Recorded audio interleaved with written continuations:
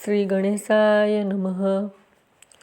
બુધ અષ્ટમીનું વ્રત જે દિવસે બુધવારના અષ્ટમી તિથિ હોય તો તેને બુધ અષ્ટમી અથવા બુધ આઠમ કહે છે.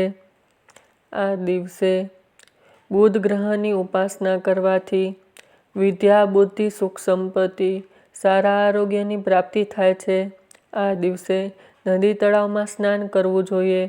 તે શક્ય ન હોય તો ઘરે ગંગાજળથી સ્નાન કરવું.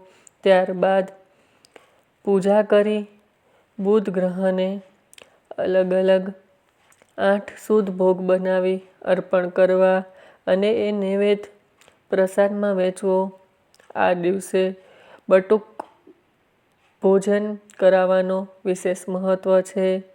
10 વર્ષથી નાના છોકરાઓ તથા છોકરીઓને ભોજન કરાવી તેમને યથાશક્તિ ભેટ આપવી જોઈએ.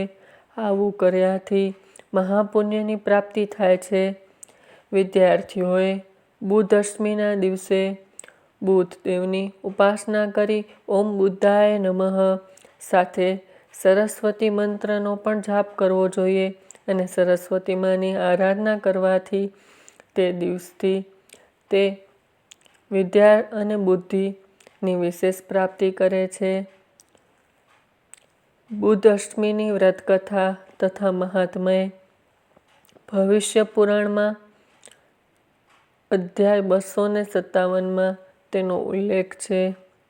આ વ્રત કરવાથી સમસ્ત પાપો અને દુઃખમાંથી મુક્તિ મળે છે. ઓમ બુદ્ધાય નમઃ.